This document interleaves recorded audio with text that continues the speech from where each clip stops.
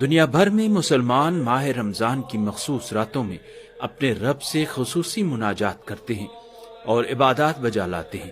اسی طرح ایران کے شہر مشہد مقدس میں بھی حرم امام علی ابن موسیٰ رضا کے شعبہ اردو زائرین میں دنیا بھر سے آئے ہوئے اردو بولنے والے زائرین کے لیے شبہائے قدر میں خصوصی عبادات، دعا خوانی، سوز خوانی، خطابت اور نوحہ خوانی کا اہتمام کیا گیا۔